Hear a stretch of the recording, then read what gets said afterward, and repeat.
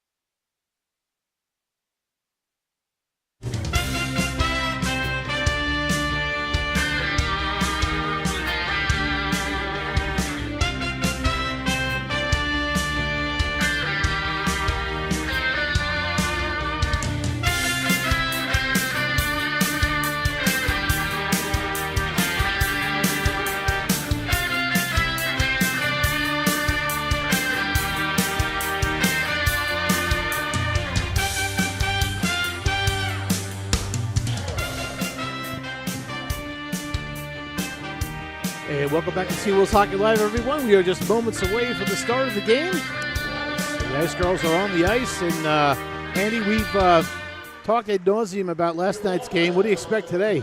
Well, I'm expecting Rhode Island to actually come out very aggressive early on, and the way they played the third period, you know that Joe Augustine is not happy about that, and he probably lit a fire under his team last night into today.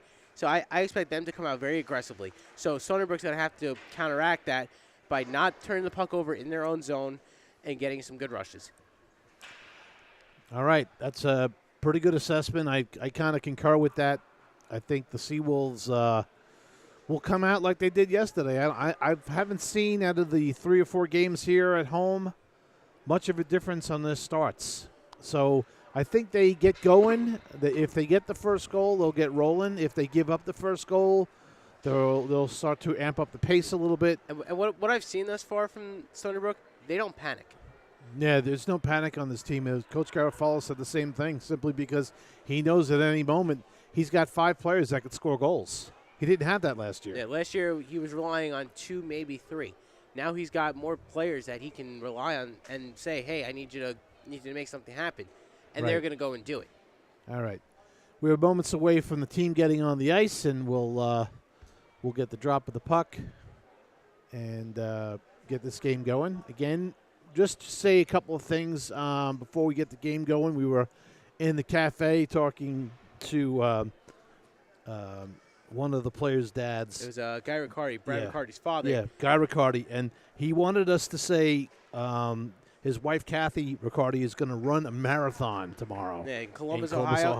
And it's her first marathon, so good luck to her. Yeah, and we wish you all the best on that run tomorrow. So we're going to mention it now before the teams come on the ice. So good luck to you, and I hope you enjoy watching the game tonight.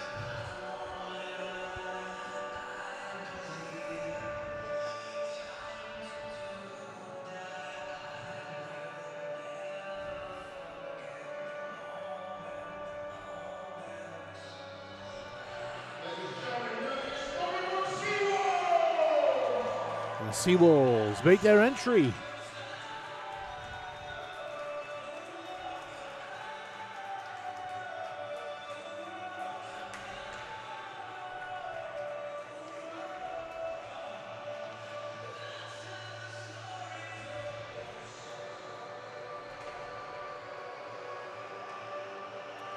All right, Seawolves are on the ice.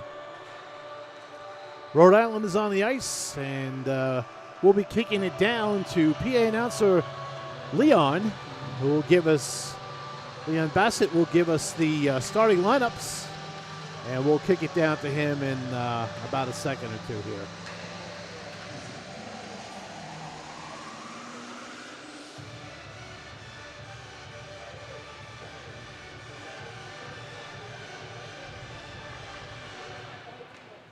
Here we go. Here's the starting lineup for a game between the University of Rhode Island versus Stony Brook. Today's starters for the University of Rhode Island are on defense, number 5, Eddie Figueroa.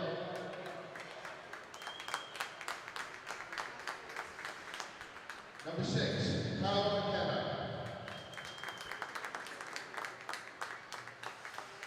The left winger, number 21, Sandy Gray. The right winger, number 23, Ben Mello. The center, number 20, Daniel Caruso. And in goal, number 1, JT Ketzenberger.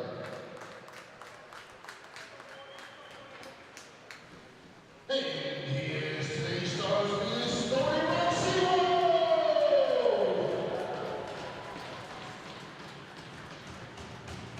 On defense, number 3, Walker Bishop.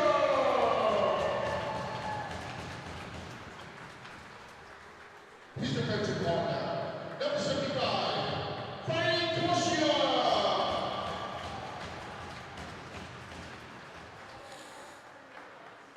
The left winger, number 61, Kevin Murphy.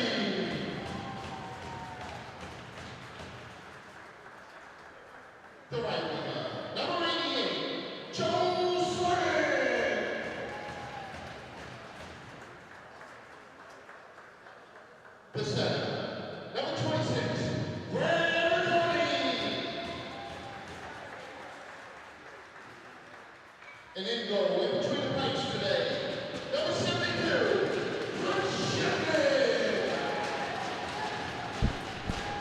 We're going to take a short break, and folks, we'll be right back. Ladies and gentlemen.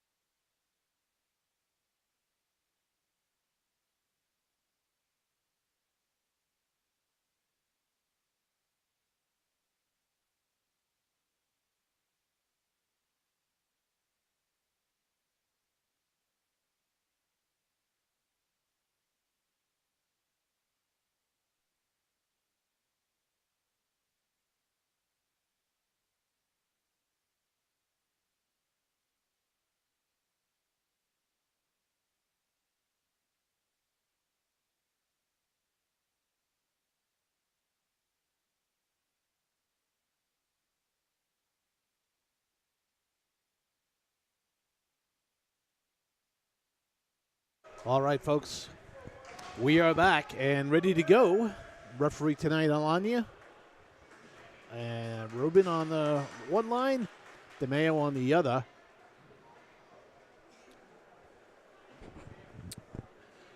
The starting lineups, just in case you didn't get them, we'll mention them again.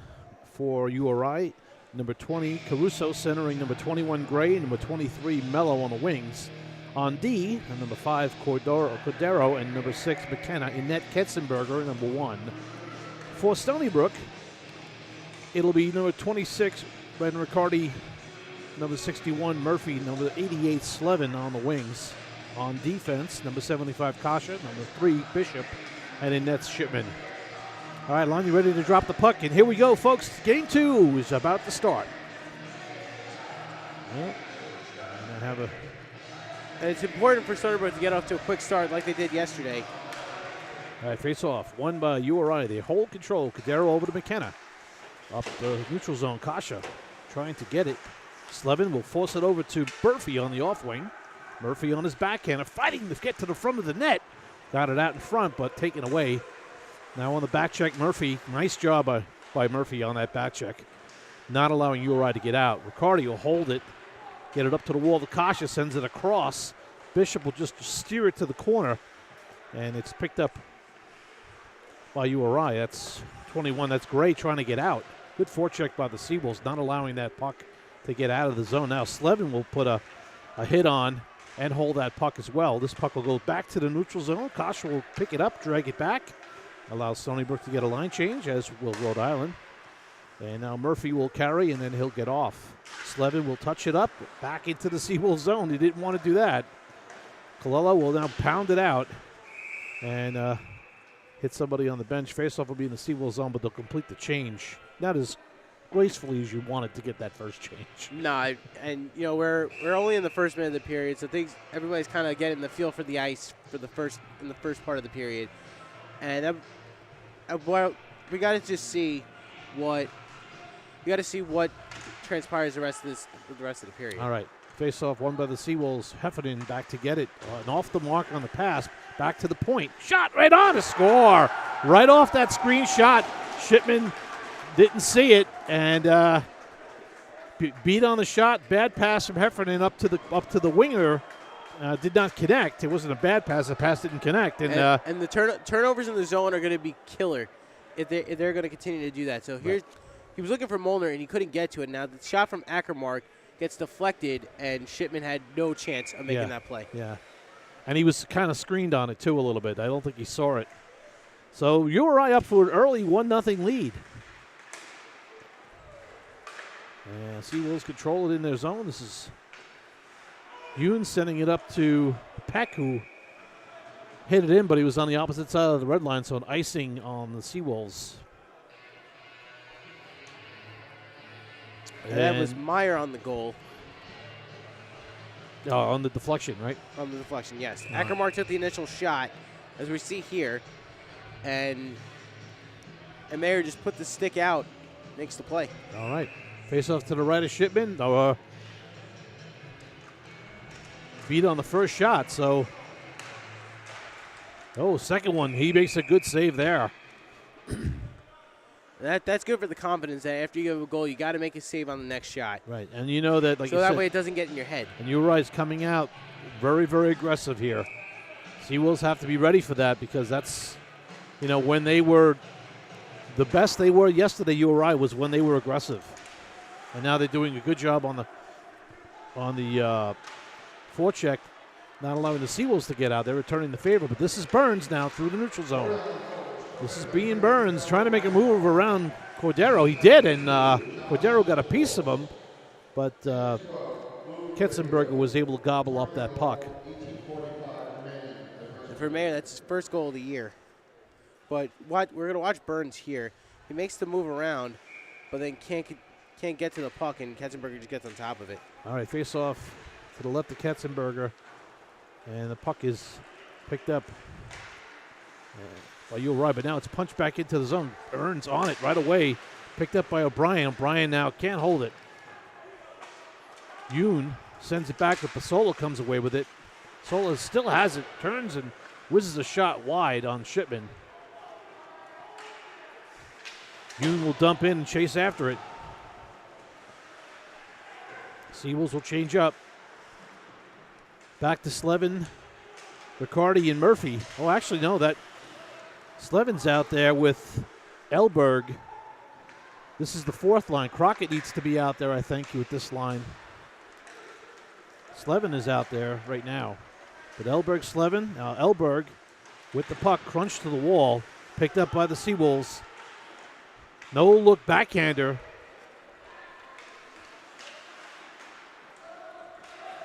By Neverkozy, and that puck just got through to the goaltender, made the save. Back up to the wall. Crockett now on the ice. Crockett with the puck. Send it back behind. Neverkozy chases after it. Up the wall. Heffernan with the pinch. Sends it back to Neverkozy. Just past him. Elberg will get to it. Elberg will control it. Now lose it. And now it's picked back up by Neverkozy. Back to the point. Back across to Heffernan. Heffernan has an opening across. Looking for Neverkozy, but it just a little bit off the mark. Good moves by Crockett here. Going to turn and fire a puck. And right into the padding of. And that was Ketzenberger was in good position, but Neverkozy was screening him. So we're going to watch from back from good behind shift the by net. that line. That was a good shift by that line. We're going to watch from behind the net. And here's the shot. I think Neverkozy actually got a piece of it and put it right into the pads. All right, now we have Slevin out there with Riccardi and Murphy. Big hit on the wall. Murphy hitting number 25. That's Lund. Murphy controls the puck behind the net. Nice play by Murphy. Get around his check. Heffernan with the low shot, looking for a deflection. Deflected to the wall by Slevin. Slevin back to the wall. Shot by Kowicki with a pad saved. Puck clicks to the wall. We're going to have a penalty now. It looks like it's going to be on the Seawolves for interference. And that's not the time to be taking a penalty. Yep. Mola will race to the bench, get a change. This is Bulos. Bulos carrying the puck. Poke check by Neverkozy, who sends a nice check back to the wall. Caruso sends it around. Neverkozy going to get to it and get it. But we're back at even strength. The Seawolves all even successfully up. killed the penalty. Back to the point to McKenna. McKenna sends a shot, but it's knocked down, and now it's out of the zone.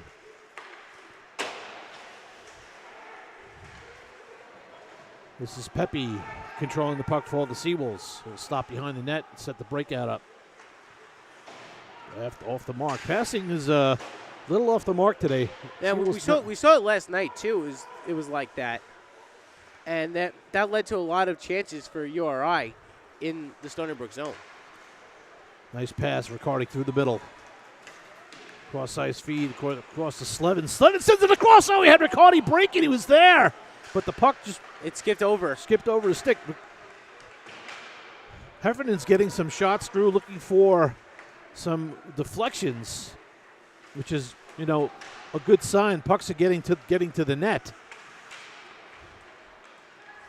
Man, Riccardi had the This best is chance. going to go all the Son way looks down. at. This will be an icing. And face will be deep in the URI zone.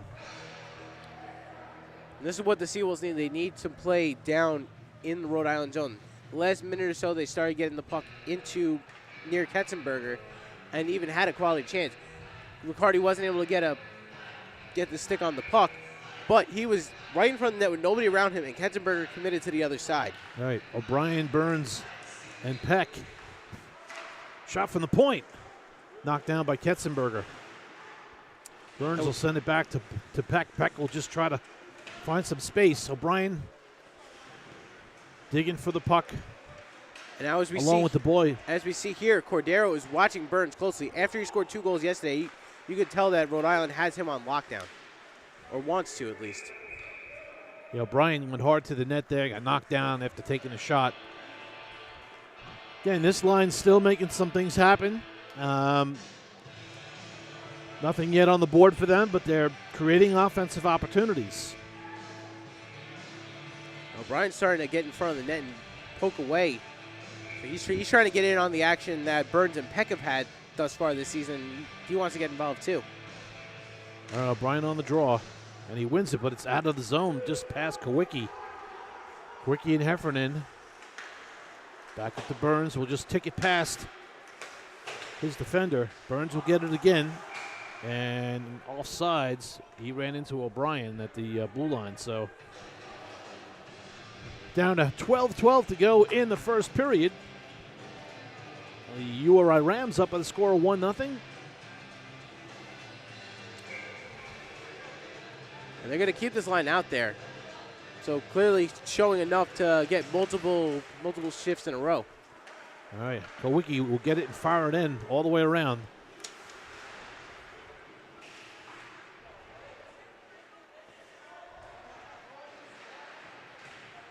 The battle on the near boards. And get that puck out. That's a victory for anybody facing this line. They're able to get the puck out of their zone. Potential 2-on-1 here. Pasola walking in. Good defensive play by Heffernan laying out. And because he slid out, Pasola had to hang on to the puck a little bit longer than he would have liked. And by that point, he was too close to the goal to make any kind of quality chance. Oh, Peck got nailed into the wall. We're going to have a penalty on that, but he's down, and his helmet is off. We'll have to watch the replay on that. Here's Peck. He's going into the corner to get the puck, and he's going to meet up with Salisbury. Yeah, but here comes the next one. And then there's the. Yeah, he that's took a boarding. He took a forearm that should be to the blast. That should be a boarding. Yeah. I mean that's. Yeah. It's going to be Pasola going off. Again, another missed call here. I mean that's clearly a head check. Just call it like I see it. Face off to the left of Ketzenberger. Knocked down by Hune, and it's pushed out by Salisbury. Stony Brook on the power play. Last night they had some success again, and that.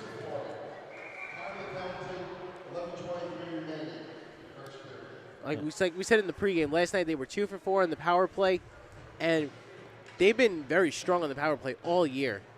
Right, so that's something you want to see how they continue to keep that streak going. All right, face off just outside the Ram zone, picked up by Murphy. Murphy will skate in. This is Murphy with the puck. Go around the net. He's got Shirting at the top. Hune makes a nice move around his man. Back to the point. Hune holds the puck, fakes the shot, down to Slevin. In the slot for Murphy. Rear in front. Loose puck, and it gobbled up by Ketzenberger. This time, Ketzenberger rose to the occasion and made the save. And we watch here, Murphy and Slevin are in front of the net. After the initial shot. Murphy and Riccardi. You're right. I'm sorry. Slevin was on the opposite side. But you watch Murphy and Riccardi. They're right in front of the net, waiting for that rebound to come so they could put it in. All right, face-off won by the Seawolves. Puck is now kicked out into the Seawolves zone. Shirting will pick it up. Down to 1:05 to go in the man advantage for the Seawolves. Picked up by Yoon. He'll go to Sherding. Sherding will skate up with it. He'll make a nice move. Now Sherding's got Murphy with him. Murphy turns and spins, trying to find Slevin. But just, and that puck just bounced off of Yoon's glove and into the URI bench. So faceoff will be in the neutral zone. Seawolves make a line change and come back with Colello, O'Brien, and Benyamini. This is an interesting line combination. Yeah, interesting, yeah. O'Brien on the wing here. Yeah. I would have thought this would have been a spot where we'd see Molnar in just to see how he mesh with Benyamini and Colello. All right, Pepe controls, leaves off Akasha. And Pepe squeezed off nicely there. Not able to get through the neutral zone. This is Colello now with the feed. And that puck's deflected into the URI bench by URI. So faceoff will be in the center ice area.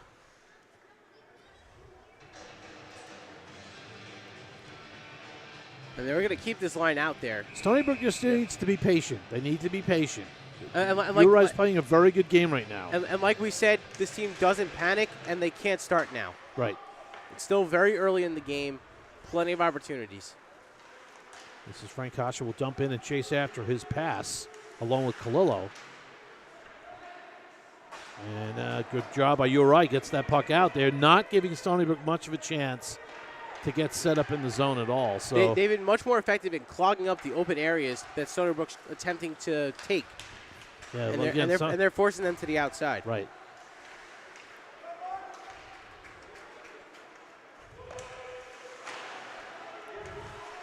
We are all even up.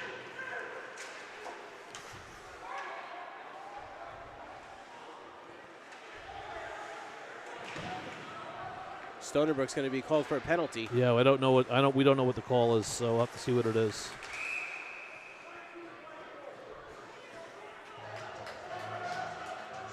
They're going to call a slashing. We'll have to find a replay where there was a slash. So we'll look. There's interference. That's a missed call. Puck was not on the stick when he took the hit.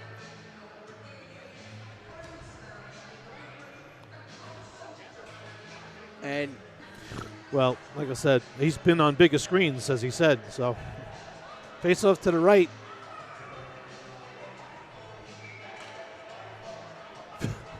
Face off to the right of Shipman.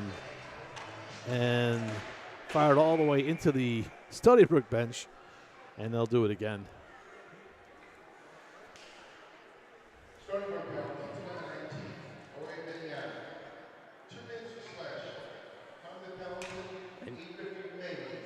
We saw yesterday the penalty kill for Stony Brook was very effective as well. Yep. Not giving up any goals on their 4 chances that they were shorthanded. They'll look to continue to do that tonight. And we got a hand pass here. Faceoff will come outside the zone. Down to 8:37. A lot of whistles in this one. Yeah. Yesterday, the first period was moving very quickly. Today, it seems like it's every. There's no flow. There's no flow to this game whatsoever. All right, faceoff outside the Seawolf zone. It's Crockett on the draw, and Molnar. And Crockett was tossed out of the faceoff circle again. No apparent reason.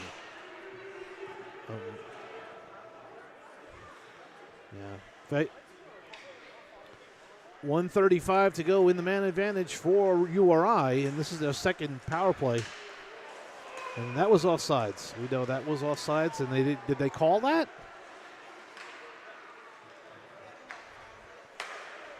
And it's okay. this way. Okay. All right. I just want to make sure it's not me. All right. URI comes out of their zone, pretty much unscathed here, and into the Seawolf zone. It's a shot right on goal. It's saved by Shipman. He wasn't even touched. All right, Shipman makes the save and holds the puck. 1:01 to go in the man advantage for URI. And this is going to be a game where the Seawolves can't let those plays happen. They need to make sure they are on, and they're committed to the puck carrier, not leaving any open areas for somebody to sneak through and get to Shipman. All right. McCarty, Navarcosi, back to the point. Avermark. The boy, fans on it. Nice play by Riccardi to get that puck. Navarcosi trying to get around Avermark. Could not do it. Now up the wall. And that sequence was a play where a guy like Brian Bozer last year would have had a breakaway. Yeah. He was down to 32 seconds to kill still on this power play for URI. Kasha tangling with Pasola. Pasola controls it. Drop pass down low. They're looking for Avermark at the point, but that pass is covered. Going to the net. Oh, what a toe save by Shipman. Got a big body. Put a big toe on that one. Shipman used every inch that he had to make that play. Pasola had the stretch. Oh, that one just sails right over the top. Really almost just missed going in top corner. I think Shipman was looking to head that one. Yeah, and like you watch, his head kind of went down a little bit as that puck was played by high stick. Oh, that puck gets by Kasha. We're back at even strength now, so the Seawolves have already successfully killed 2 penalties today. And back out to the neutral zone. Seawolves got to get some offense going here. They're just pretty much been spending a lot of time in their zone and killing penalties right now. Yeah, but every opportunity they've got. Kasha with the giveaway. And a nice block by Pepe. Yeah, that shot by Pepe off McDowell's shot. And Pepe was calling for it to for the whistle, but it looked like it just missed the netting and hit the top of the glass. Yeah, they've got their legs are just not where they need to be right now. They need to get going. Beniamini now with Colillo. Colillo skating around his man. We'll get to the puck. Beniamini on the wrong side of the net there. He was committing to the puck because Colillo was getting cut off, and because of that, URI was able to put the puck into the near corner. Right. Just communicate better is what they need to do. And again, it's a couple of different guys on the line. There's a big hit on the wall on Shirting from Rankin. Shirting's back up, though, Shirting with the pickoff. Moves in. Pad save. Rebound loose. Colillo now back out to Shirting. Shirting. Oh, looking for the deflection of Mola. Just did not go. Almost.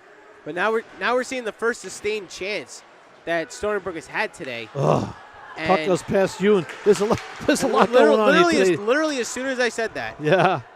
It's too much going on today that's just not. It's a lot of very frenetic play. Yeah. There's no flow. There's no continuity. Maybe it's the time of the day. Maybe you should be in the 8:30 game. You know what? You might be right. This timing may be throwing off everybody. Hugh misses his check on the wall. And again, this is a lot of things that are going on today that are just we haven't seen yet.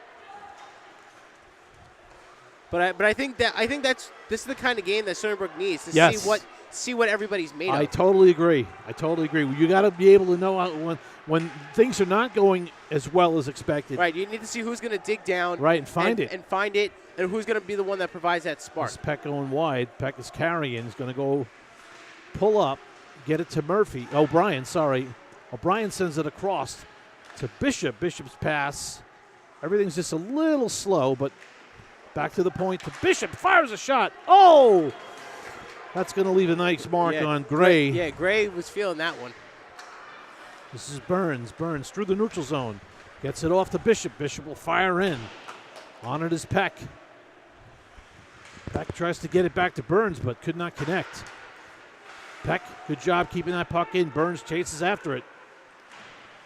Him and DeBoer go after it. Peck will pick it up. Back down low, trying to get a backhander out to Crockett. Crockett's out there too. Back to the point to Kawicki. Kawicki back to Crockett. Sends it across to Kawicki. No one there on the outside as Bishop vacated his spot to go toward the net. But Crockett will pick it up now and circle back. And Burns needs to get off the ice. Everybody else is made the change. Burns got to get this puck out and get to the bench. And Burns will go off now. That line's been shut out so far today, so But it's early. One thing I am seeing, and what Stony Brook is doing well, we saw Rhode Island do it yesterday, is they're knocking down pucks and keeping them in the zone. They're getting up there, they're getting their hand on the puck and getting it back down, so that way it doesn't come out of the zone, so they can keep pressure on the Rhode Island defense. That was something that Rhode Island did very well yesterday, as they were great at knocking down pucks and sustaining pressure. Yeah, So it's all about using every inch of your Nevercozy body. had an opportunity there, but couldn't get to the puck quick enough. We're going to have a hook. Finally, it'll be a call on URI, as Nevercozy couldn't get to the puck because he was hooked. So this is going to be Stony Brook's second power play of the game. And it'll be the Bloy going off for, I don't know what they call it, tripping or hooking, preventing the player to getting to the puck. It was the infraction, I think, tripping. Face-off won by the Seawolves. And they're just, like I said, right now they are moving twice as fast as the Seawolves. And especially on the penalty kill, they want to get that puck out. They don't want to get stuck in their zone. So they are doing everything they can at double the speed right now, URI. You can see it. And that puck was just getting eaten away, and the clock is ticking off there, and 5 guys on it, and puck comes up the wall to Sherding to send it back down the wall to Murphy. Comes in and shoots off of Ketzenberger into the netting. Faceoff will be to the right of Ketzenberger. Yeah, they actually called him for kneeing. They got him on a knee hit. There's a new one on me. I mean, kneeing, I don't know how you knee somebody when he's in front of you, but maybe he kneed him before he went in front of him. Possible.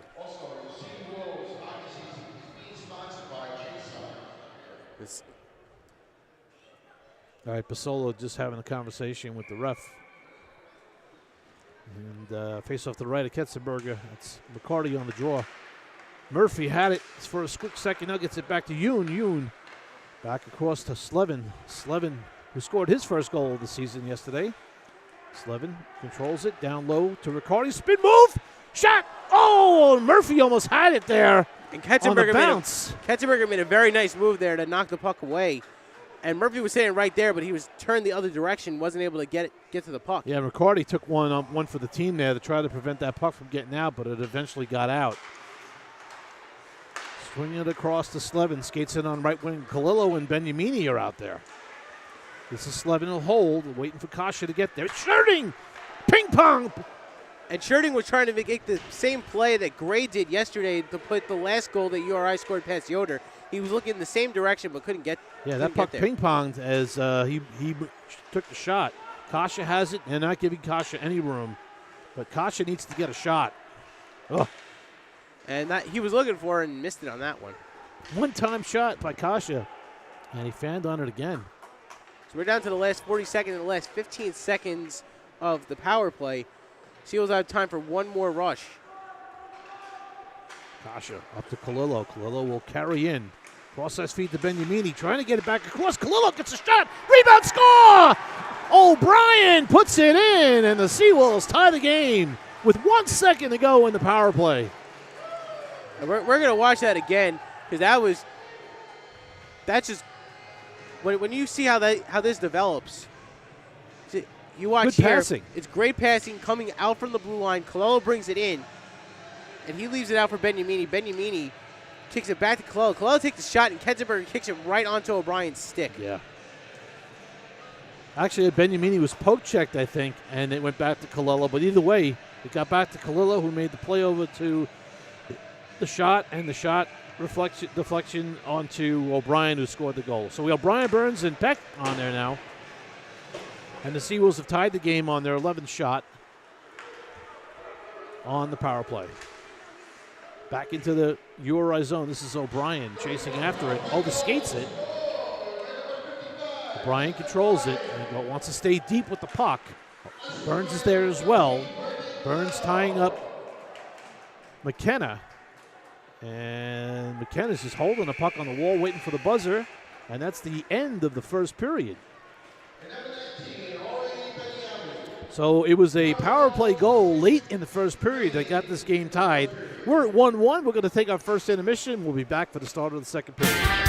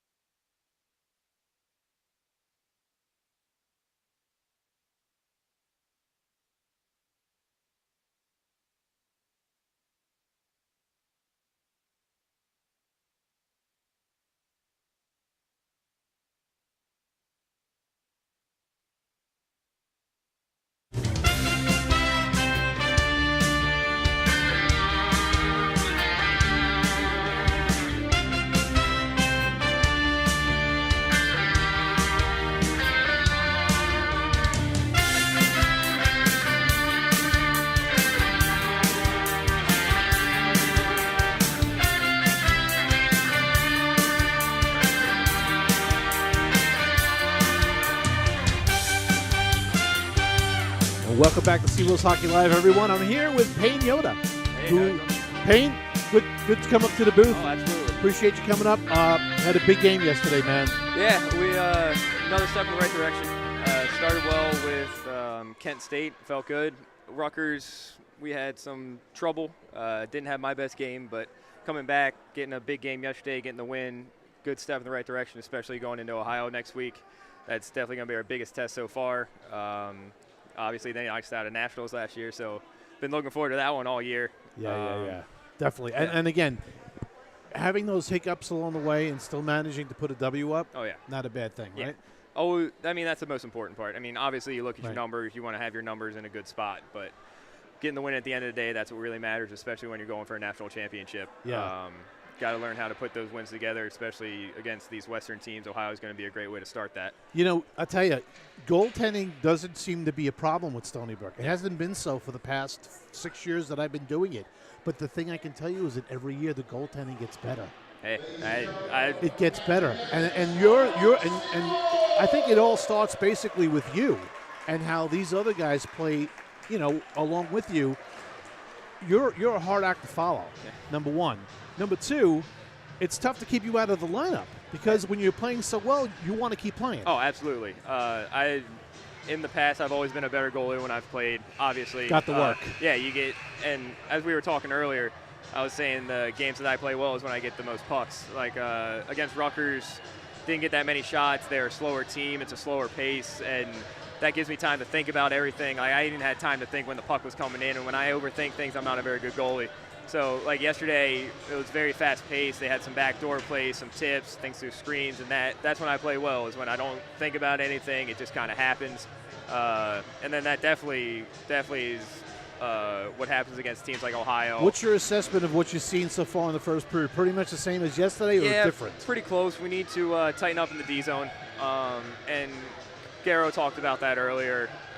It's a team with a different identity this year. I mean, we're used to being a team with very strong offensive abilities, having that guy, that line that just takes over. And then this year, we're through and through, we're more balanced, so we need to start in the defensive zone and then take care of the defensive zone and then move that up into offense. All right. Payne Yoda, thanks for giving us a few minutes. My pleasure. Good luck next week in Ohio. Thank you, sir. All right, buddy. Good luck. All right, folks, we're back at second period. Seawolves and the URI Rams. We are playing even hockey here. Nobody in the penalty box. Big hit, Pepe on. I'm not sure if that was Gray. Puck now get back in the Seawolves zone, picked up by Pepe. Pepe will carry. And he's got Slevin on a breakaway. Slevin walks in, he scores! High rising shot over the glove of Ketzenberger, and that's Slevin. That's 2 games in a row. And I think Slevin is coming alive. Andy Slevin took that puck, turned around, and he was gone. Can't ask for much more than that. Watch it on the replay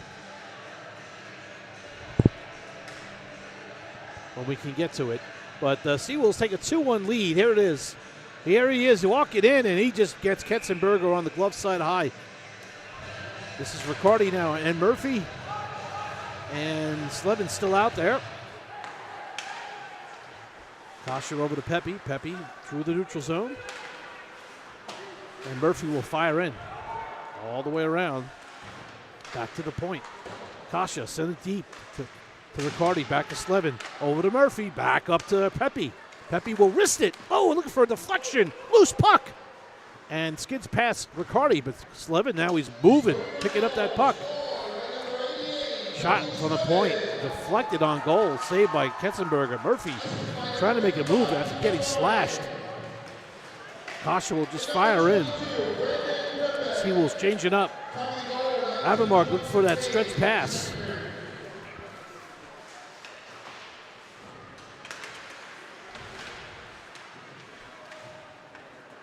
And leave it Kramer on the front. That's Kramer's first shift for URI? No, I don't think so. He's been on before? I think so, yeah. Okay. All right, URI out. Kramer, Vendetto. And again, Kramer's taking the place of number 10. That's Jonathan Asfeld, who's out with an injury today.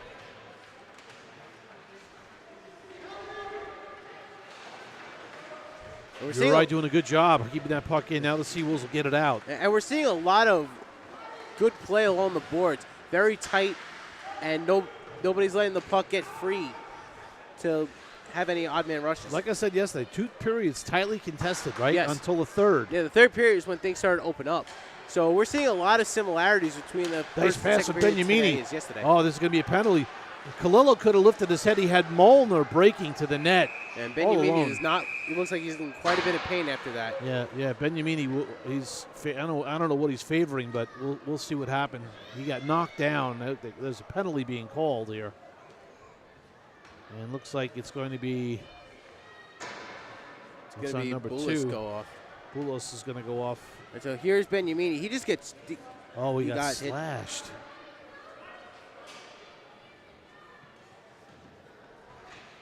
All right. Benyamini was taken out of the play with a slash. But they'll call it interference because I'm not sure whether it was the stick that took him down or maybe it was the blue line. Maybe it was. Okay. All right. My technical director says interference is fine. All right, face-off to the right of Ketzenberger. Seawolves on a power play out there with Peck, O'Brien, and Burns.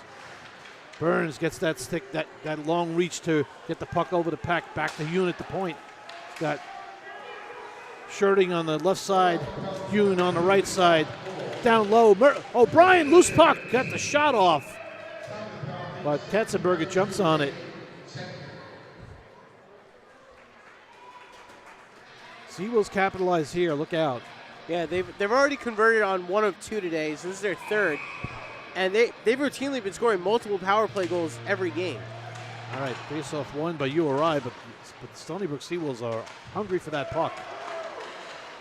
And that should have been a call, yes, and that was a missed call. Absolutely. He got drilled right into the boards, This poor and he's kid still down. He got railroaded right into that wall. That's a missed call. Yes, Sorry. And you're down in that corner watching it. Yes, and DuBois is able to get up. He needs some help getting off the ice, though. Yeah. I mean, he took a huge shot into the boards. Well, let's look at it. You watched O'Brien. He got him with the shoulder. Yeah, but the problem was he was actually turning himself rear. Watch what happens. Right. Yeah. Yeah. So here comes O'Brien. DuBois getting off his check, and he just gets hit, and his head. That's still. But you're hitting when you hit somebody from behind. When you hit some. I agree to disagree on that call because this is a hit from behind. Okay. But now we're gonna watch. You can see his numbers. It's a hit from behind. They're perpendicular. Yeah. They're right now. You can't see the numbers. He's turned to the side. He's got his shoulder underneath his armpit. And then that when O'Brien either way, it's a hit from behind. If anything, it's a 2-minute penalty. You make that call. All right, Peck with the puck. O'Brien with him and Burns. And O'Brien holds it. He's got Peck. Peck controls it. Back to the point to Yoon. Back down to Peck. Peck on the half wall. Peck, he look for options. He's got Burns. He's got Yoon. Yoon sends it back to Peck. Peck will send it down low. Rebound! Oh, what a play! Boy, wow. O'Brien with that reach. Man, he had Ketzenberger hung out to dry. Wow. And that's their second power play goal of the game. And that's his second power play goal tonight. So watch here. Pepe leaves it back. And Hoons, they're going to play give and go. And now here's O'Brien. He just and he just goes right around him. And again, the Ketzenberger, I'm not sure. I don't know why he didn't just put his stick out and try to poke check him off the puck, but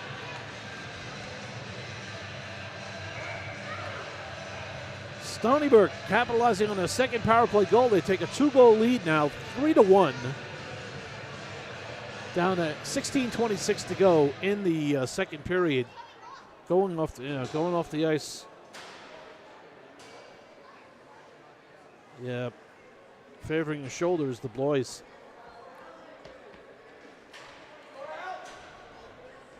So now the Seals have scored 2 goals. We got another penalty now, unsportsmanlike penalty to Bastion. Yeah, right. Again, this is part of the problem here when when the player goes down, he's hit. There's usually some kind of an infraction. It's a clean hit occasionally. Most of the times it's not. We're all even up here. Well, actually, we're not. We had an unsportsmanlike 2-minute penalty on Bastion, so the Seawolves.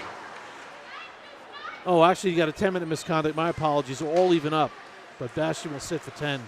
That's a big loss. It is. Because Bastion is one of their top players. Slevin back to Kowicki at the point. Kowicki looking for options, fires a shot, it's deflected, loose. Murphy picks it up behind the net, sends it back out in front to Slevin. Slevin battling with the puck. Back up to Murphy. Murphy gets it back up to the wall to Bishop. Back to the point, back down low to Murphy. Murphy down low, trying to find Slevin. And Riccardi in the slot area looking for it. Bishop pitching in nicely for the Seawolves. Puck is doing.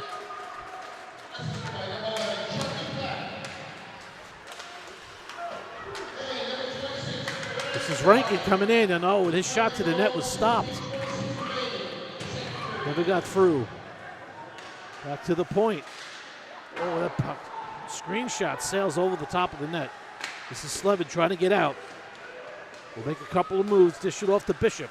Bishop will send it across to Kowicki. Kowicki will send it up to the neutral zone, picked up by Murphy. This line will need to get a change soon. They've been out there a little long. Now Riccardi sends the cross-ice feed to Slevin. Slevin breaking in now. He'll turn, cut it up, and backhand it. Loose puck in the middle. And that long pass allowed at least a couple players to get off the ice. Bishop tried to keep that puck in, but it was over the line. So faceoff will be in the neutral zone. Good timing. The Seawolves get the change. Rhode Island will change. And Bishop used every inch that he had to keep that puck on the blue line. Unfortunately, it was a little too far out. All right, faceoff just outside the URI zone. Picked up by Pepe. Pepe will fire in.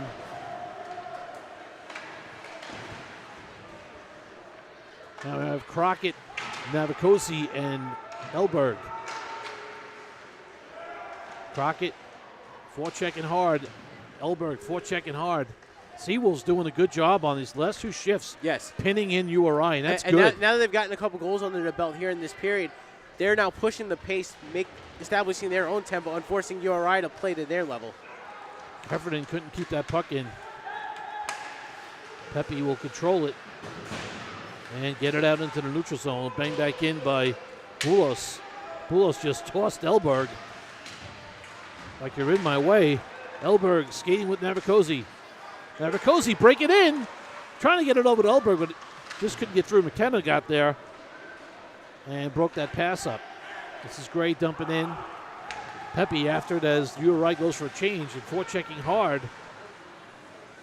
They're That's trying They're trying to get back to what they were doing in the first period, where they had Stony Brook on their heels. Right. And thus far, Stony Brook has stood up to that here in the second period. Pepe trying to get it out, but his pass was deflected. Shot right on and saved by Shipman.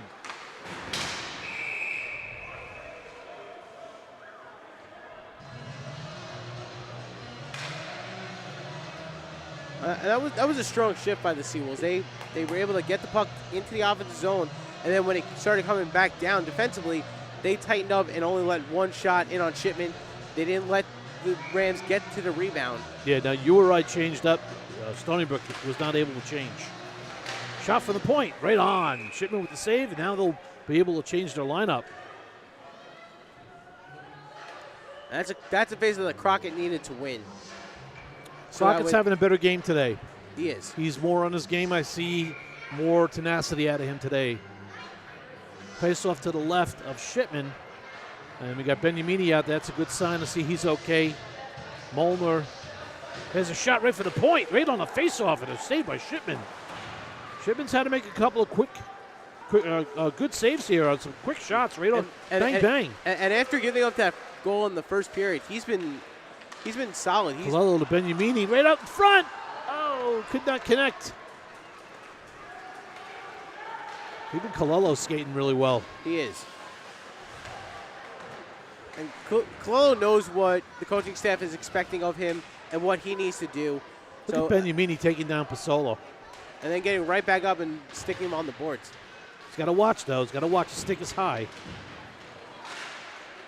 And that puck is turned over. It's just picked up by Cordero. Sends it back behind the net to Sherding. Sherding will send it up to Yoon. Yoon will cross flip it. No icing here. Picked up by Kalilo. Molnar with a big hit. Actually, was that Molnar or Kalilo who made that hit? I think it was Molnar because Kalilo's off the ice Yeah. at this point. That's going to be an icing. And faceoff goal all the way back into the URI zone. Down to 12:05 to go in the second period. The Seawolves up by the score of 3-1. 18 shots for the Seawolves, 16 for URI. Remember, folks, next week, Seawolves on the road in Ohio. So I don't know if you'll be able to find them. They'll be on some network, I'm sure. All right, face-off to the left of Ketzenberger. We got a face-off change here, a timeout. Now, this is the timeout being called by URI, I believe.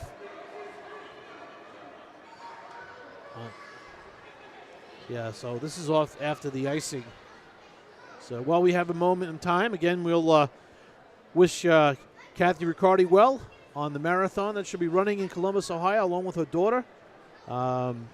We had Guy Riccardi here telling us about it, so we'll wish you well again. And Seawolves will be in Ohio next week, as we said.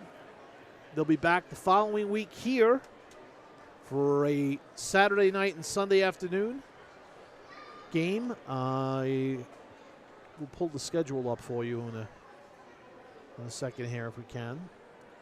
Yep. And we're also checking to see if there's a broadcast on the Ohio game for next week. Go Live Sportscast, so you'll have to shell out something to buy to watch them. All right, so there's a 50-50 chance the game will be covered. And we have... our next home games are in 2 weeks against Delaware. Against Delaware, okay. But What's the date on that? Next week they go to Ohio and they're facing the number 5 team in the country, which is going to be a very, very strong task. All right, face-off to the left of Ketzenberger. Stony Brook battling for the puck along with 2 URI defenders. This is Burns picking it up for the Seawolves. Burns, two guys on the puck for URI seems to be the way they're going to handle it in the zone. And if the Seawolves can find the open man quickly, they're gonna have good chances all for the rest of the day. Peck carrying it in. He's got Burns going with him. He's looking for Sherding. Sends it across open net. O'Brien for the hat trick. No, would not go. I don't know if they got blocked in front or Ketzenberg I don't know. with that We got to look at that. stab I don't know how that did not go in. This is Rankin being watched by Sherding. Here they come again. This is Peck again, coming down right wing. He's got Burns with him and O'Brien. Right across to Burns from O'Brien, and it didn't connect. That was Spoon that was all the way down there, making that pass to Burns. Yeah, and they're Now trying Burns to rough up Burns. He's the only guy that they haven't hit yet. They've got Peck, and they got O'Brien yesterday. But Burns was getting roughed over by Poulos. And we're going to take a look at the replay here. Here's the pass. Sherding take the shot now. There's O'Brien. Here he comes, Ketzenberger, trying to make the leap out. I don't think that got through. No, it didn't get through. It actually was blocked. Yeah, it was blocked by Lund.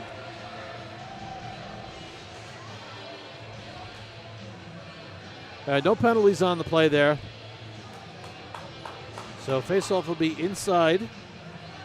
No, it's going to come outside, actually, because I think the defenseman came down. So face-off in the neutral zone.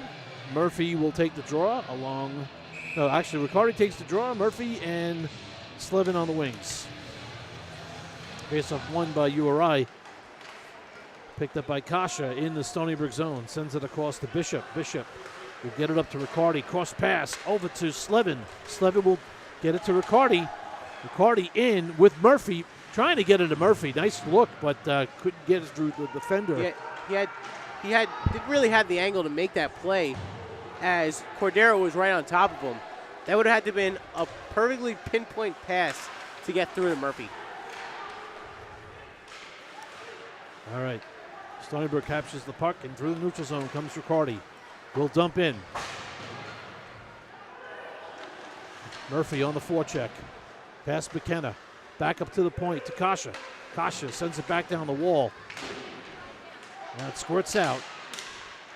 Good play by Slevin to control that puck. Take it away from Gray. Murphy swings and misses on that one.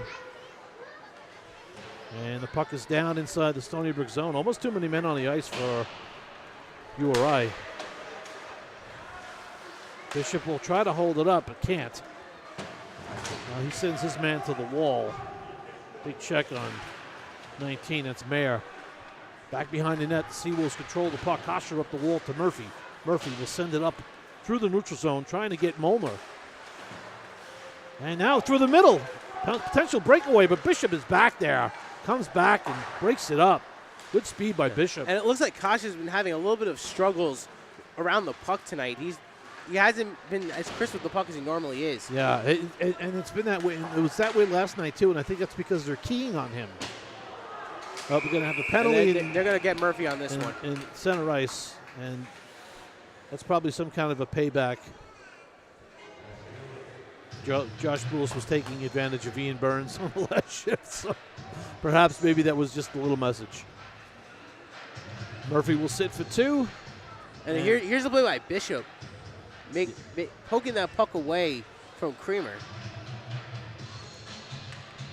All right, face-off inside the Seawolves zone. It'll be to the right of Shipman. 9:21 to go in the second period.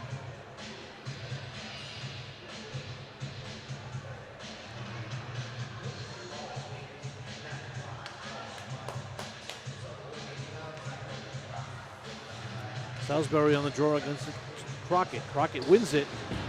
And Kowicki tries to get it up the wall, but it hits something and it stopped from going up. Kowicki battles with Salisbury. It gets that puck up to Crockett. Crockett will just dump in and chase it.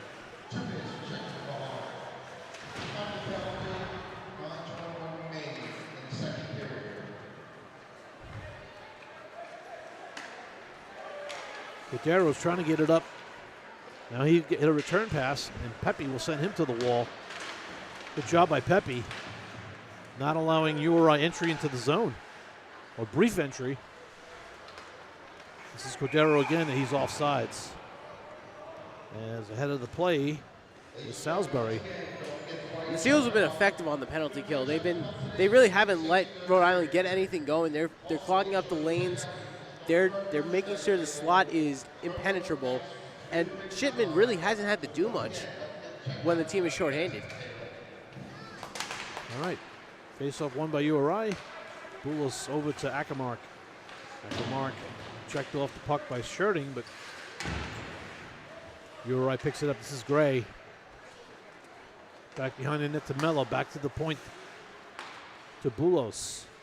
Ackermark's shot was blocked by Riccardi. We're seeing Riccardi with Nevakosi out here as the forwards on this penalty kill unit. Mm-hmm. And that's an interesting combination. You have two guys who are, especially Riccardi, very offensive minded. So maybe they're anticipating quick play. Riccardi gets it to Nevakosi. He's one-on-one with Boulos. Boulos poke checked away. Good play by Boulos. And Nevakosi almost gets it back again, and then he's high-sticked. No call. He got taken down, and the coaching staff is not happy about it. Yeah. Seawolves change up. Now get Kalilo out.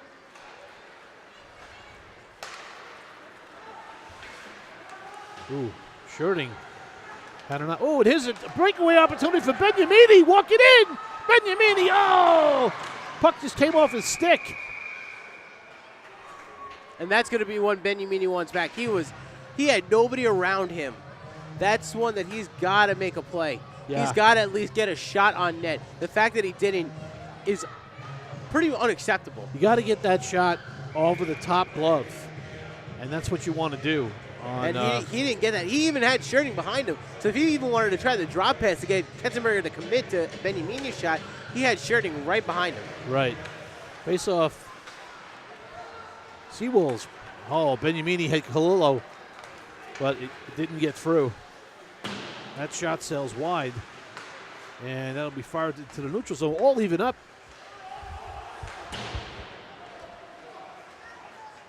Schurting will control it behind the Stony Brook net. Down to 6:57 to go. Pass up to Kalilo.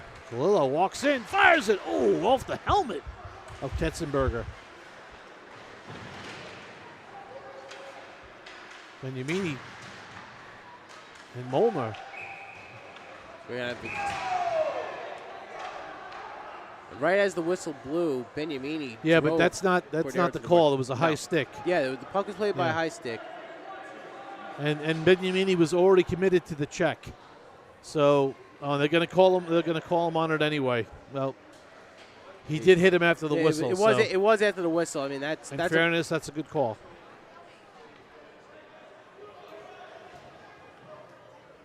Like that. Like that's one you can't fault. Right. The officials for making that call.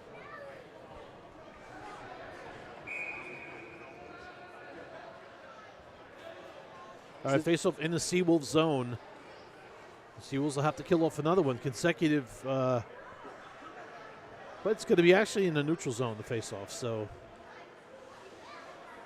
but it's 2 penalties in a row that they have to kill off now. So they've had a lot of penalties in this game. Yeah, this is their fourth compared to yesterday. Yeah, yesterday was a very quick game because there weren't any penalties taken. I think there were like 3 on each side. There's a one-on-one opportunity. Crockett coming in on the wing against Ackermark. Crockett takes it around to send it up to Pepe. Pepe will skate it back, send it back to Bishop, who fired all the way down. Good job by the Seawolves taking off valuable time on this power play.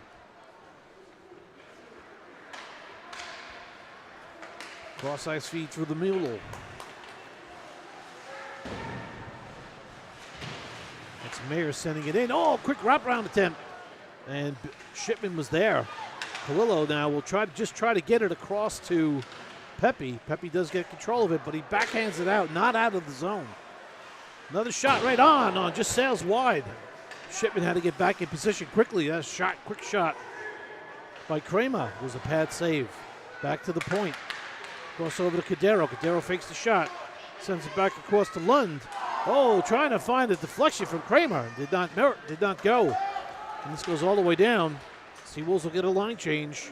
And this is one they needed. This line had been out there for quite a while. Yeah, over a minute. And you saw everybody on the bench is waving at him like, get over here, get over here. So we have Molnar out there along with Riccardi. They're doing actually a pretty good job. Riccardi's done an excellent job on the penalty kill, too. He has. He's been very strong in all aspects today.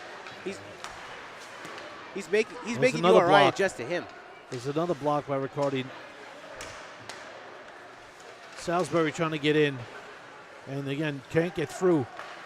Pasola behind the net. Back up to the point to McKenna.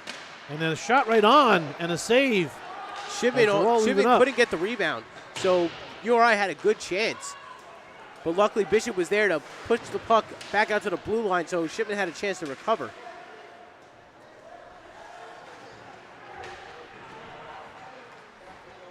URI still controlling the puck. Pasola almost putting Riccardi in a bear hug. And the Seawolves will carry out. Touch pass up to Molnar, who's still on with Peck. Pass to Peck from Molnar did not connect. This is Rankin coming in, trying to make a move. Nice move by Rankin. And a save by Bishop. Boy, Rankin made a real good move, and you'll watch this on Schurting. Smart play by Shipman just to put the glove down. Yeah. Wow, what a move.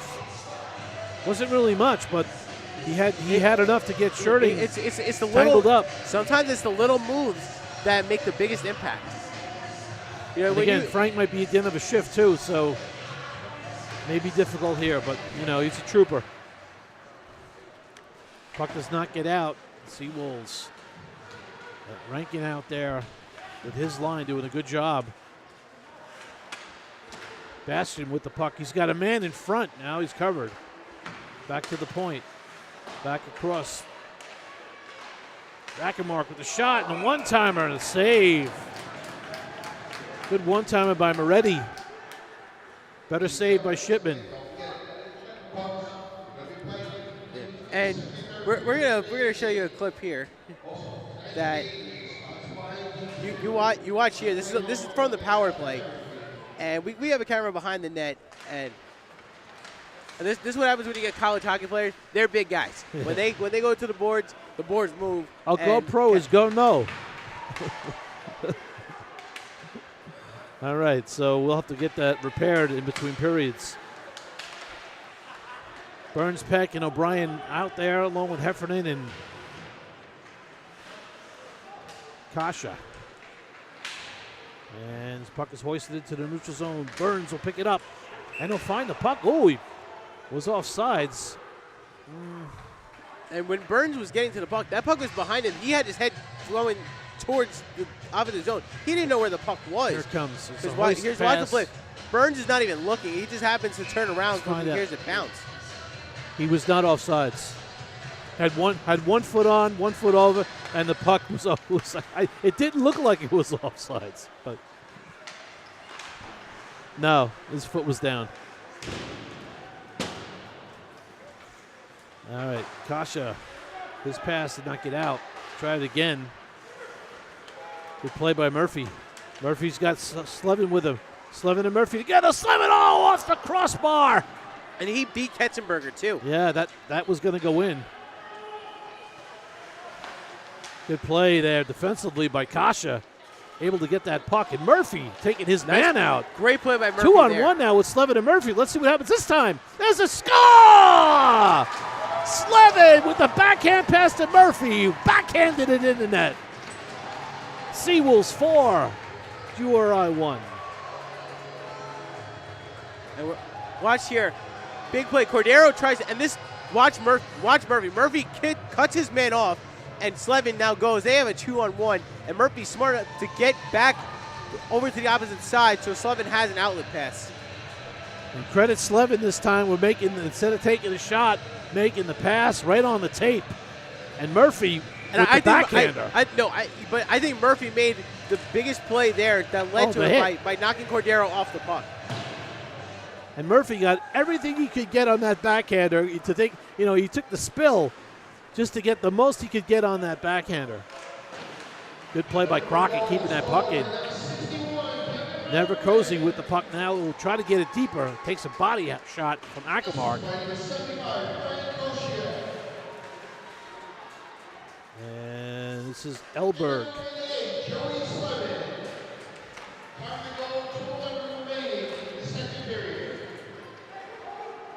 Yoon back to get it for the Seawolves, being watched very closely by Vendetto. Puck comes up the wall, not out.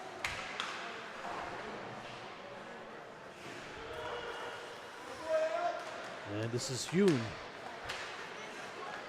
Yoon with the puck. Yoon will turn now just to get some movement, get some space.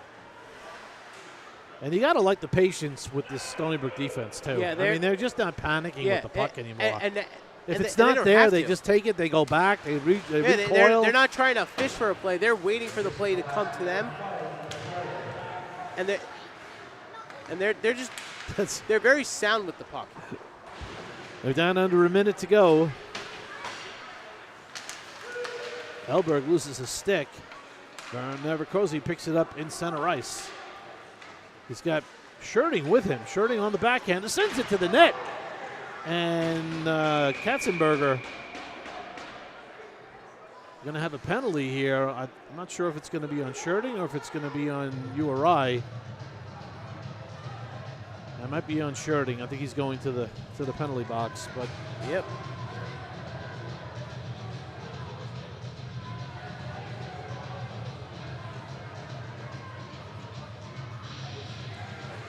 Elbow to the head. I can only imagine what this one's going to be.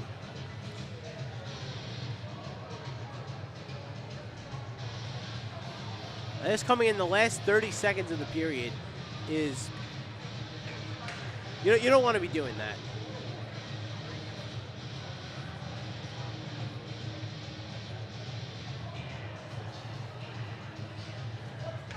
And for URI, this is going to be their 5th power play. All right. And almost, it's not the third one in a row. They took one just before, right? No, this is going to be the 3rd power play in a row for URI. Yeah. So, I mean, opportunities knocking for them. Seawolves have done a good job on the PK for sure. Thus far, the Seawolves have stepped up to the challenge. Shot on goal, saved by Shipman. Loose puck. Pepe sends it to the wall. Kalila will get there and fire it out.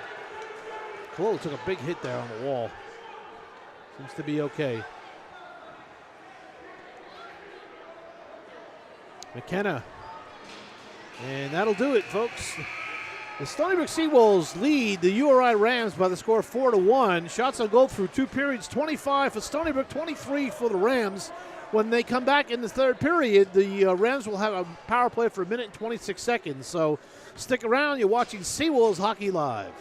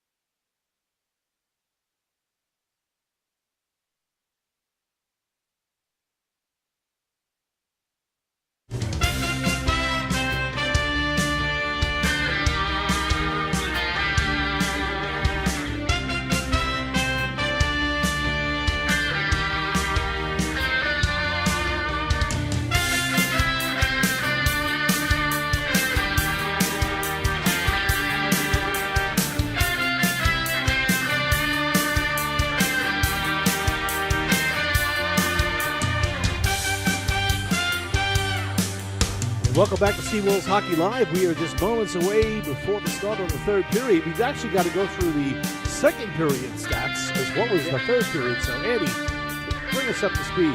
All right, well, there were 3 goals scored in that period. All 3 were for Stony Brook. The first by Joe Slevin from O'Brien and Pepe. Then O'Brien got his second goal, another power play goal himself from Charlie Peck and Kyle Hoon. And then Kevin Murphy with 2:11 to go in the second period took a nice feed from Joe Slevin, put it past Ketzenberger, made it 4-1 the score. The shot total is 25-23 in favor of Stony Brook. There were 5 penalties taken in that period, including a 10-minute unsportsmanlike conduct penalty for URI's Nate Bastian, which that came just after O'Brien's goal. So they're starting to get a little bit frustrated, having not played to what they think they can today. And then there were other penalties, and Stony Brook's taking the last 3 penalties, including a penalty by Frank Scherding for illegal head contact, which they're still killing at the moment. All right. Again, the second period, we didn't recap it, but it was a very, very tightly contested period, as was yesterday. So let's see what happens today. They let it get away a little bit. URI let it get away a little bit there in the second period. But let's see what Stony Brook brings into the third period tonight. And as they have to kill off 1:26 remaining on Frank Scherding's penalty.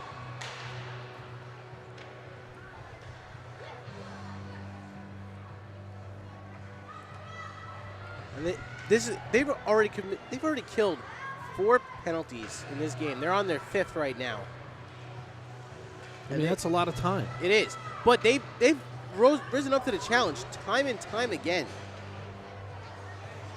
The interesting thing is they've actually killed off all those penalties and still maintained some offense. They scored some goals. I mean, they had a breakaway opportunity on their one of their last penalties with Ori Benyamini, but he wasn't able to get anything going. Little teaching session going on by Coach Augenstein up there on the bench. And if I'm his team, I'm listening. I mean, the guy's done a lot, seen it all. Yep. He's the man you want to listen to for sure. All right. Referee Alanya getting ready to drop the puck.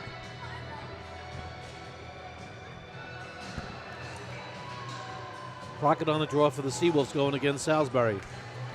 And the Seawolves win it. Molnar sends it into the URI zone. McKenna sends it across to Cordero, who fumbles it.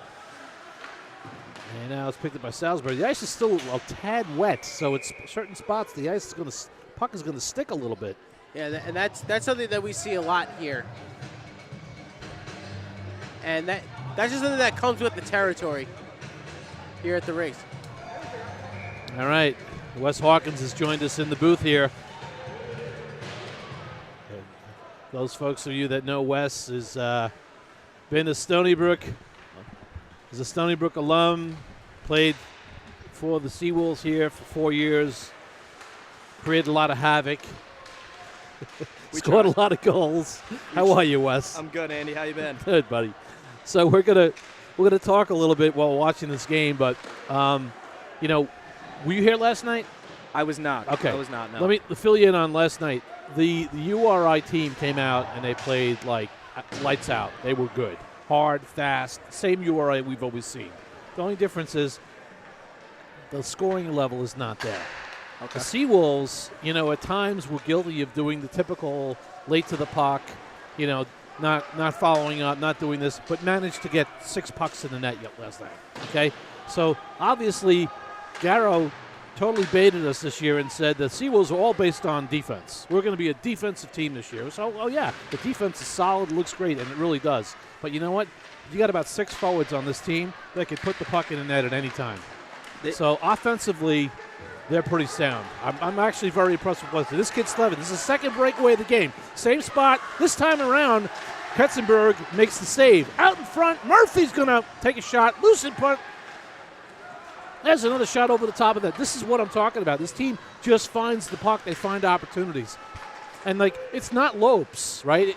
But it's Slevin. Yeah, It's not my other buddy, our other speedster from 4 years ago. They got plug and play going on here all day long. Yeah, I mean, when I was on the bench last year and the past couple years with Chris, the big thing as far as recruiting goes is, you're never going to fully replace certain guys, and you obviously you're always looking to upgrade, but big thing for Chris is finding guys that play a similar style to guys that we're losing. Right.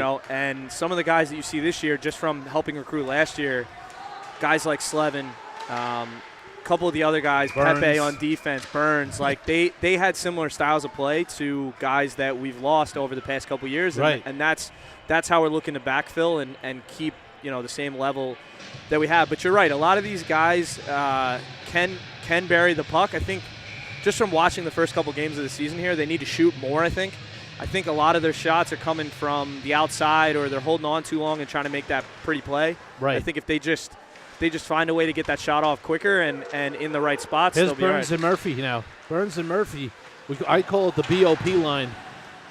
When they score in a game, they don't score once. It's a minimum of two per game. Yeah, this line's been playing very well.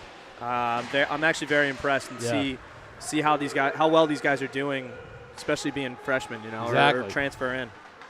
And it's interesting because we remember you guys when you guys got here those first couple of years. I mean, you got the goal. Yeah, it was great. I mean, you got 1, you got 2, you got 3, maybe 12 in the season. I mean, these guys are putting them in clips at two a game.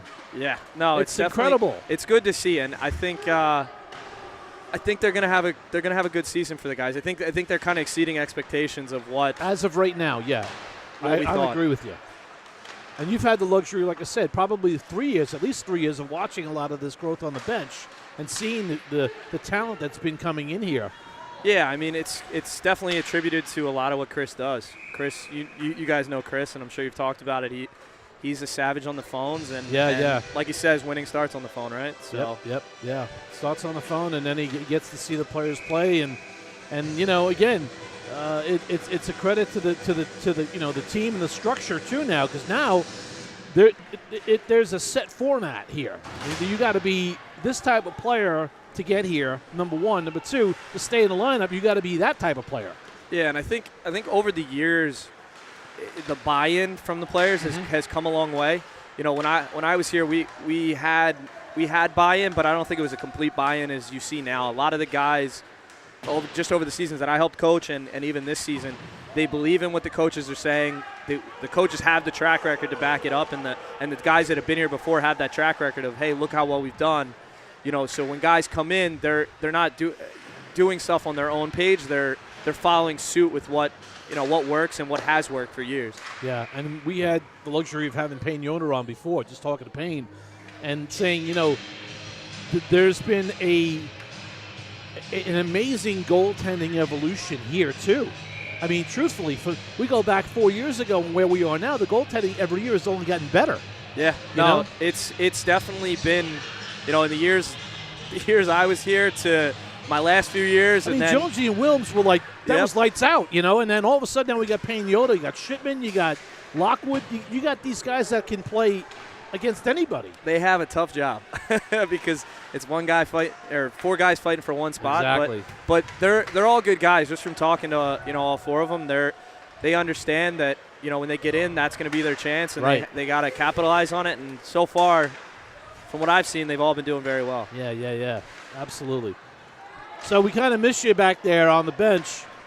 We love how you talk to your former mates and the forwards out there. Alex is now the guy who's taking your position there, but it's always good to get your perspective on the team, and that's what I always liked about having you on the bench. Oh, nice save! What a save! What a save by Shipman there, spreading himself out there, making a great save. That's like the 3rd or 4th nice spread save like that he's made tonight. He's playing very well. I mean, you haven't seen much of a change. I mean, nothing's changed on the offensive structure at all. Or? I think the big thing is, over the years, we preach a lot of the same stuff over the seasons, and Alex comes from, he's been coaching for years, right? I came right out of playing, so my coaching was limited to what I had done as a player and what you learned before I got here. But Alex comes with a pedigree of coaching for I think over 10 years or something like that. Yeah. So he brings some different ideas, and they kind of are molded into the system that Chris and Brum have developed over the years. So it's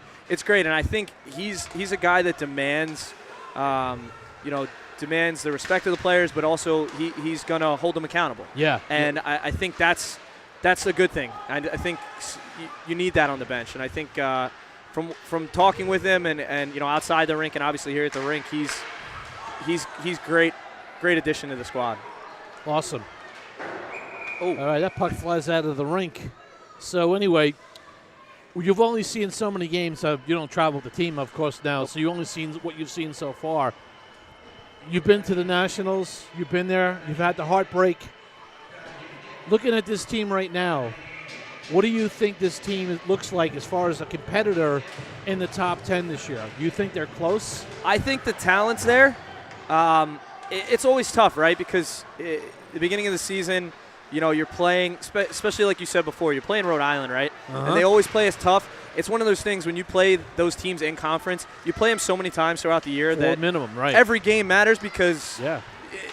you're playing them so many times. It's not like you play them once or twice. I think the talent's definitely there. I think the real test for them of do they belong in that top 10 or will they stay in the top 10 will come next week against Ohio and then when they play Adrian, 2 weeks after that. Look at that. Look at the movements on these guys. Peck. I mean, Peck and Slevin. I mean, Peck and Slevin. It's like when we were like watching the kids grow up, right?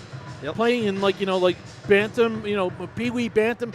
They always had the two kids that could fly by everybody. This is college hockey. These kids are doing this. They got moves. They're both very very shifty players. Which from recruiting that was the one thing we noticed and we really liked about both of them. Absolutely, good job on that. There's a shot from the point from Hune. Another solid defenseman pickup. He's been playing very well. Again, a freshman. Someone who's going to be around.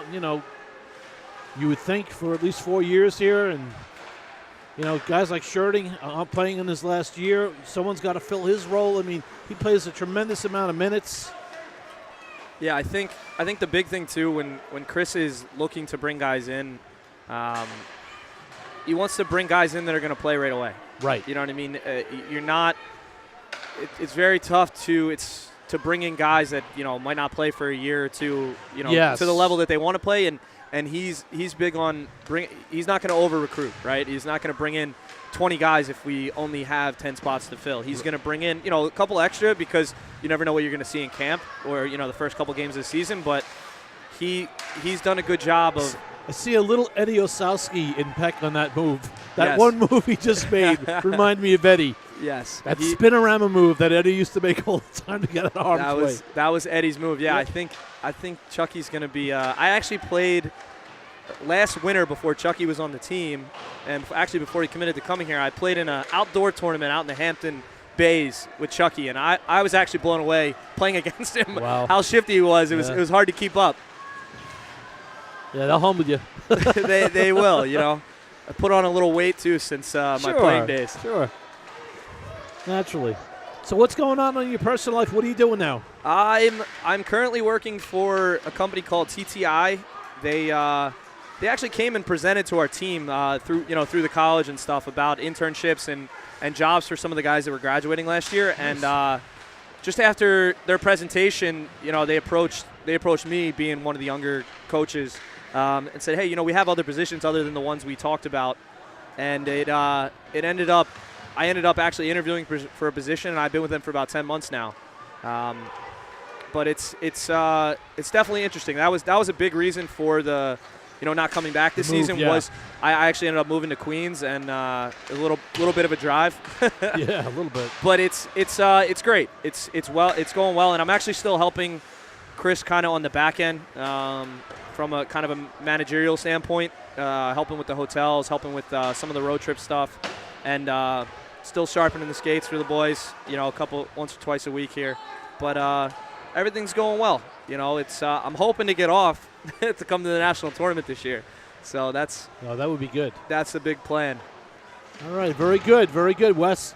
Well, listen, we definitely appreciate you popping up here. You're welcome up here anytime, man. And hey, I just want to say, from being here as long as I was, the 7 or 8 years, the broadcast gets better every year. And I just want to thank you guys, because now that I live so far away, I have popped on. I actually popped on a little bit yesterday to watch some of the game. I didn't catch the whole game, but every year I'm impressed with the job that you, Andy, and Trevor do.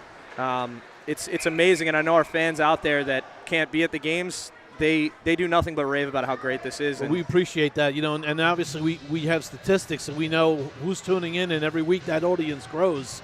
So it all really is Trevor, because the bottom line is Andy and I just can't shut up. We just love to talk, and and we love this game so much. But the guy who puts all the effort behind this, the stats, the statistics, the visions, the cameras, the setup, the visuals, the graphics, everything that this kid does makes this program what it is. So we say thank you, Trevor, and all the hard work that you put into this.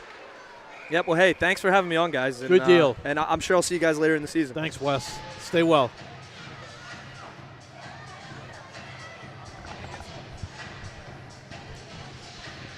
Well, that was Wes Hawkins. It's always fun to have Wes around. Hey, he knows his stuff.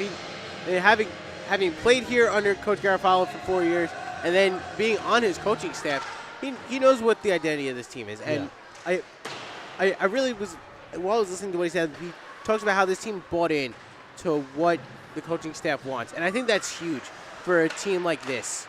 Absolutely. Because if you have everybody all on the same page, there's no telling what you can do. There's a 2-on-1 now. Murphy joining Riccardi with a shot to save by Ketzenberg. A nice high-rising shot.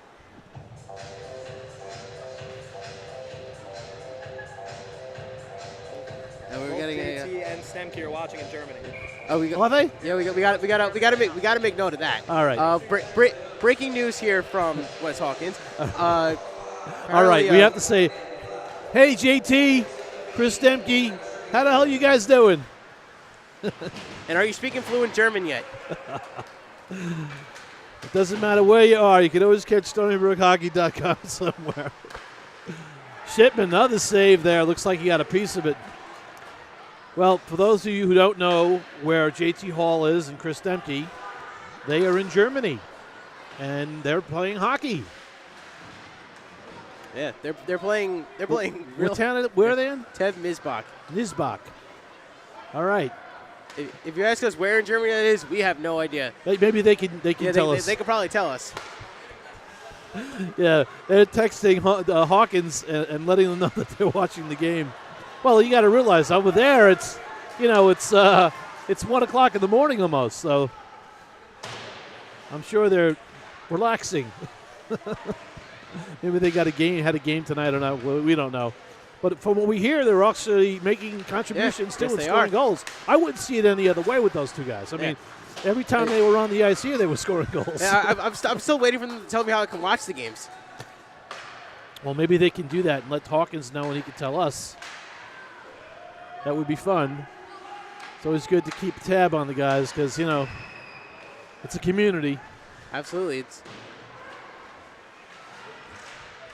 Well, we're kind of letting this game breathe a little bit. If you, it's good to watch it once in a while too. Yeah, and that's what happens when you have people come on where it's not just you and me. It breaks everything up for a little bit. And Shipman has been knocking a lot of shots down. That's a 29th shot. He's only let up one. And it was the first one. Yeah. Burns gets his stick and. He takes the man out in the center ice. That's going to be Burns going off. Burns is going to go for tripping on this one. As Burns, they're going to call the kneeing penalty. Took out Kramer.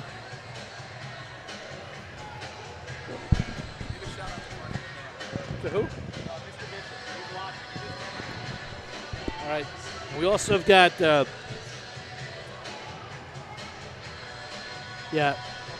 Kneeing on the call there. Hey, shout out to Parker Bishop's dad. I know he's tuning in and watching. Hope you're enjoying the broadcast. We got a lot of folks watching today.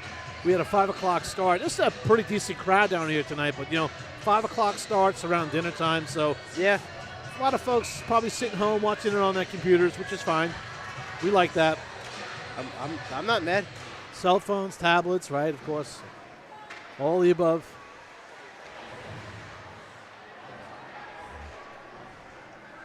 We are down to 7:14 to go in the third. Seawolves still up by the score of 4-1. They're killing a 2-minute penalty right now. Burns is in the box for the Seawolves, serving a 2-minute penalty. Cordero now with the puck off the wall to Pasola.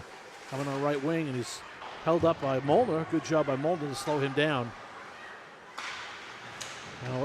Now Pepe was being held, and I think that's going to be a call, yes. I think we got a holding call from referee Alanya. So just like that, URI kills their own power play. Yeah. So the Seawolves have been successful on 6 penalty kills tonight. Pretty unfortunate right now because, I mean, there's still enough time in this game for them. Get an opportunity here to maybe get a power play goal and try to tighten up the score. 6:47 to go. Face-off in the URI zone to the right of Katzenberger. Riccardi on the draw. And the puck is picked up by URI. It's Mello. And he loses it. It's picked up by Scherding. Scherding will hold up, send it back across to Kasha. Kasha sends it back across to Scherding, and Scherding will get in the URI zone. 4-on-4 hockey right now. Riccardi walks in, stretching the puck out, round the net. Riccardi back up to Kasha, back to Scherding. Scherding down to Riccardi. Nice move by Riccardi. He'll get it over to Slevin. Slevin just looking for that tapping opportunity from Kasha, and it just missed. And I'm gonna point out that they've carried right along without some of the players that aren't playing today. Guys like Devin Palmieri, who hopefully he'll be returning soon, but they just moved right along. Yeah, Scherding at the point. Sends a wrist shot for deflection from Slevin. It did not go. Back to Scherding. Will send a shot. Pad save. Puck goes all the way into the Seawolf zone now. This is Bastian, who served a 10-minute misconduct penalty. Again, hurt his team by not being out there. Bastian's a good player. He is. You know, he needed to be out there, and unfortunately, frustration sets in, and this is Kasha with the puck. Going to take it over to Benyamini. Shot. It never got through, and then it eventually got to Katzenberg. And now the Seawolves are on the power play. They're 4th. This is going to go into the Seawolf zone. Scherding will get there ahead of Caruso and sends it across ice to Kalillo. Kalillo will carry over to Benyamini. Benyamini loses it, now sends it deeper to Kalillo behind the net. Drops it off to Benyamini. He's out there with O'Brien with 13 to go in the man advantage for URI. Stony Brook with the puck. Benyamini now with it. Walks in with it, gives it over to O'Brien. O'Brien back up to Pepe. Pepe has Yoon with him. He sends a backhand pass down to O'Brien. Great job by the Seawolves just to kill off the rest of the time in that pass. And now Benyamini with a shot. Glove save. Katzenberg flashes the leather. That was a nice save by Katzenberg. Benyamini was sitting there point blank, and there was nobody around him. He took a quick wrist shot, and Katzenberger just flashed the glove, made the play, and said, "You're not scoring right now." All right, down to 4:37 to go in the third period. Seawolves still up by the score 4-1. And face-off was eventually won by the Seawolves.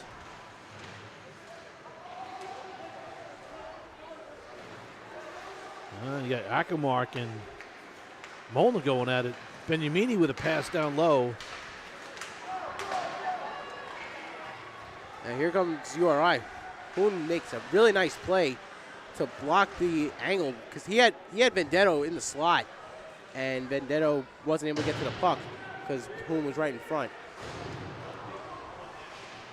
This puck's getting stopped up in the corner. Vendetto was able to successfully keep it in. Akamark's shot is deflected what a in. deflection. Wow. Oh, boy, that was a nice goal by the freshman.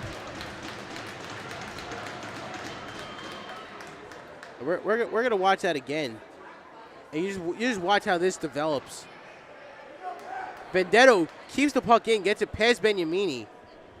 And now Akamark takes the shot, and then and you see Creamer right in the front of the net. Nobody's around him. Everybody's back into the puck, and he just sticks the good eye-hand-eye coordination. Nothing Shipman can do about that one. 4-2 now. We got a closer game.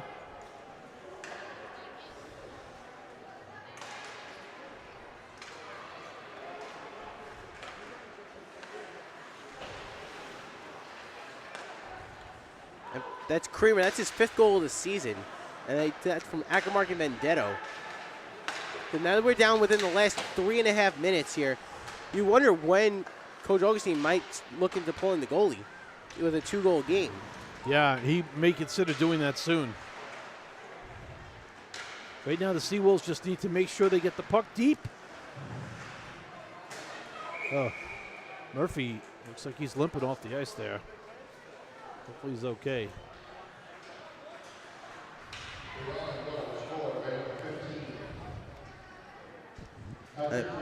And we saw Vendetto have some good offensive impact last night, so he's continuing to do that today. Akamar's got 2 assists from the point, and he's also been one of those players we saw last year. Last year was a freshman; he was kind of getting his legs under him. Now he's an established member of that defensive unit, and he's done very well for himself.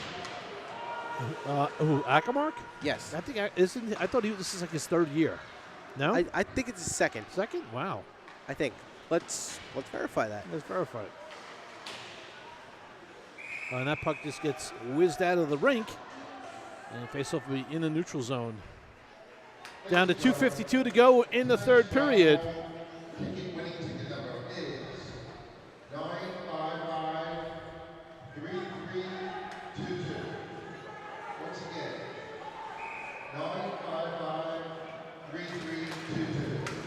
Okay, we're gonna Burns over to Yoon, fires it in off the back wall.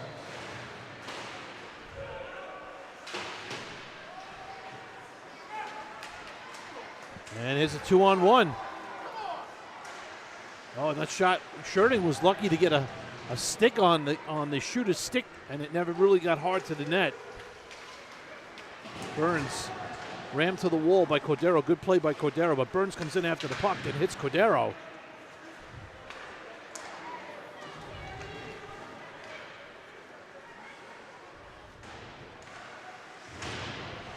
Big hit on the wall. Yoon on Gray. Crockett down in the corner.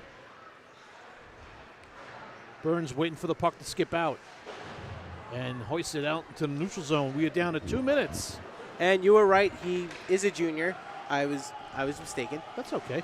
I was just going back on how many times I've seen him play here. Yeah, and I'm right there with you. We've seen him since he was a freshman.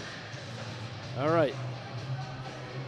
Yes, URI does not have a timeout. They already took their timeout. So if they decide to pull Ketzenberger, they're going to have to do it without calling a timeout. Yeah, they're going to have to do it on the fly.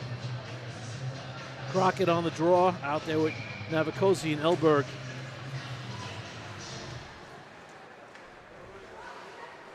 And that's hoist pass through the neutral zone. Fired in. Kosher back to get it for the Seawolves. Bangs it up the wall to Navikosi. Navikosi just sent it to the point. Akamark with the shot, and knocked down by Navikosi. Good play by Navikosi. Will just dump in. Right now, the Seawolves just really need to play defense. Yeah, right now it's just tighten up defensively. Don't let people behind you, and keep the puck in front of you. So we're now down to the last 120 here.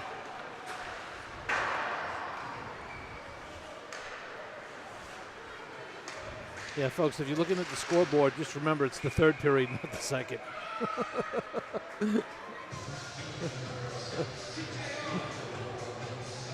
So we're down to the last 1:06 to go in the game. And I wouldn't be surprised if we see Ketzenberger very far out of his net on the outside of the faceoff, so that if URI wins the faceoff and get the puck out to the point, they can get Ketzenberger off quickly to get the extra attacker on. Right. Face will be to the left of Shipman.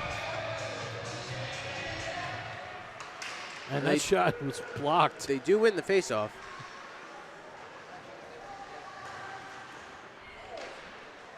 And that shot doesn't get through and picked up by Murphy.